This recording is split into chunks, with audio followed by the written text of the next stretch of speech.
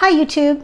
Today is a very cold day in Maryland and I spent most of my Saturday doing a lot of cleaning, so I thought I would take a break from all the cleaning and do a little bit of cooking. I'm going to be sharing a recipe for a Pakistani dessert. That is where I'm from. I'm originally from Pakistan and I came when I was around 8 years old, and this is a recipe that my son really likes, so I thought I would try making that recipe today, and I figured I'd record it. This is actually my first time making it, so kind of bear with me because I haven't done this before, but I'm hopeful that it will turn out well. So I kind of want to give you a little bit of background information on it first. The way in America that they have like cakes and brownies and stuff, there's like a lot of variety. You can have carrot cake, you can have coconut cake. There's just a lot of variety amongst the category of cakes. Well, this is a category called mithai. So it's basically a specific kind of sweets, but in that category there's lots of variety of different mithais that you can make. So it's actually very common and very popular back in Pakistan. It's often served at weddings and birthday parties. It's just one of those things, like if you have a special occasion that you want to celebrate, it's very common to take this to someone's house as a gift. Also, when you go to visit them, you would take that to their house.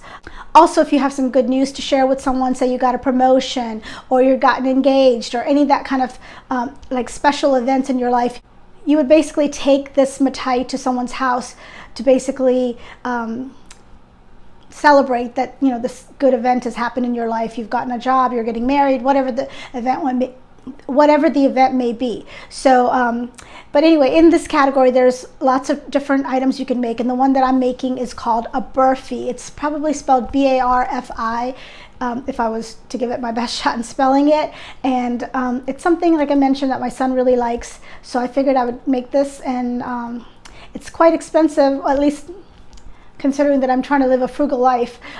It's pretty expensive to buy it at the store, so I figure I'm going to try to learn to make a lot of these, especially ones that my son likes, and try making them at home and save money. So I'm going to share the ingredients with you, and I hope you will enjoy this recipe and that you'll try making it for yourself.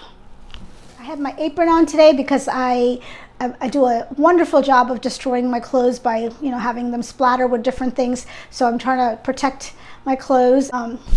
Unfortunately, this shirt already has some stains on it that you can't see because of the apron, so it's serving a double purpose. It's protecting it from any further damage and also protecting it from you seeing the damage that's already been done to it. So I'm going to share the ingredients with you in a second. Okay, here are the ingredients. Now you don't have to worry about writing them down because I will have everything written in the description box below.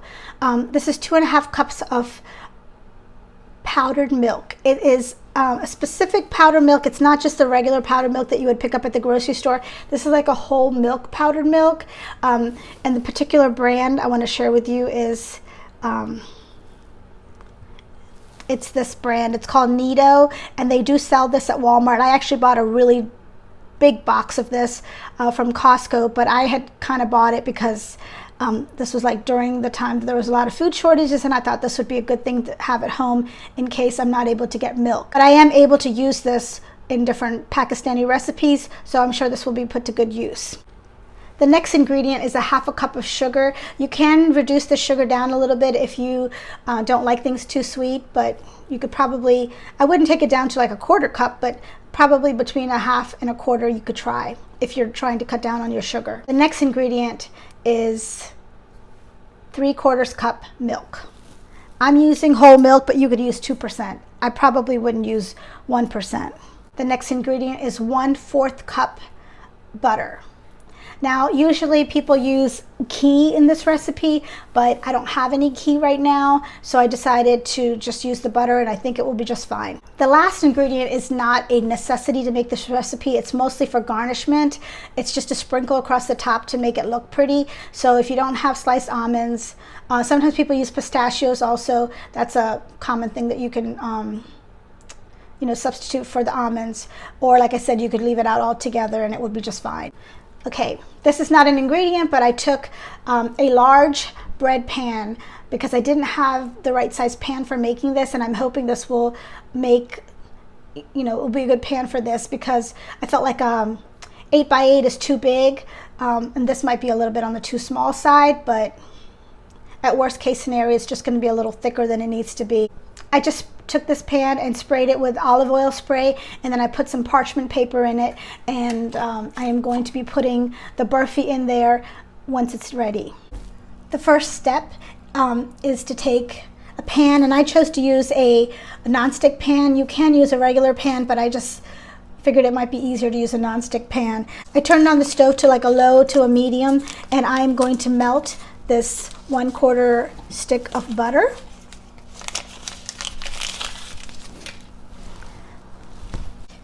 Okay, it's mostly melted, so I'm just going to go ahead and put in the milk now. Just going to keep stirring it until the butter completely melts, which is pretty much done.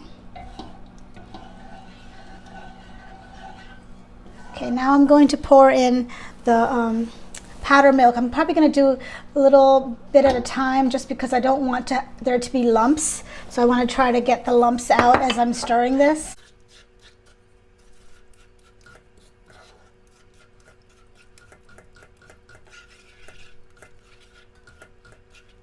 Okay, I've put in all the powdered milk, and I'm just going to add the sugar.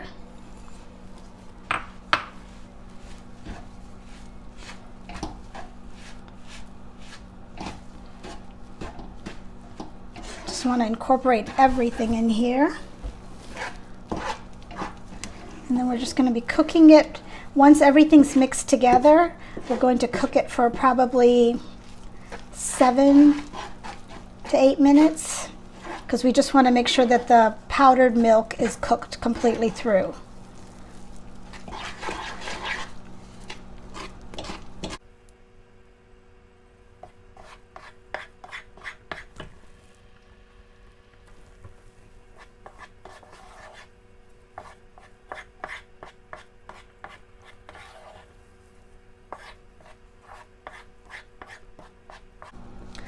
So now you can see there's definitely been a change in texture. It's all coming together. It's almost coming like a big clump. So I think it's basically done at this point, and we're going to turn it off and then put it into the dish.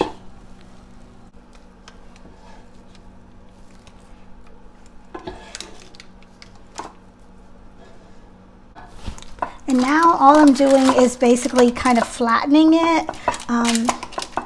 Because these are supposed to be cut into little squares, so I want to flatten it in the pan. When it does set up, that it's, where I can cut into flat pieces.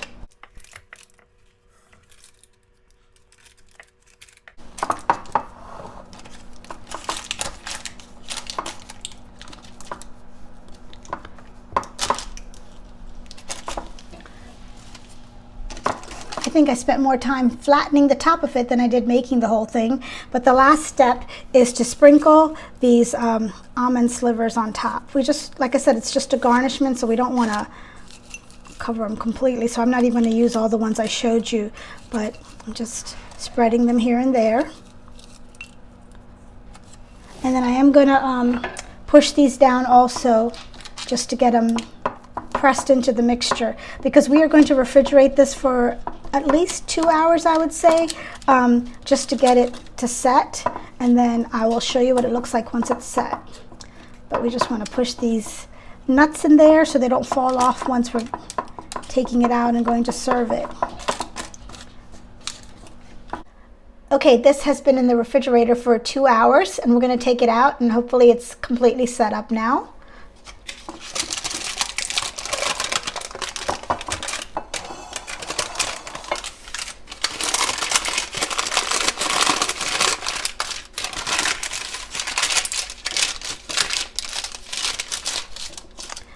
Most of the time people cut off the edges to kind of make it so it's straight when they're cutting it. It's, nice clean pieces.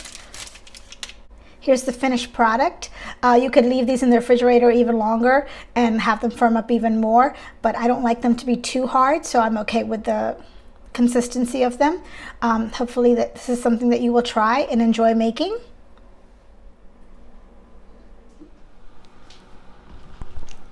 I hope you enjoyed learning something new, and then if you would like me to try more Pakistani recipes, please write a comment in the comment section. I'll be happy to give them a try.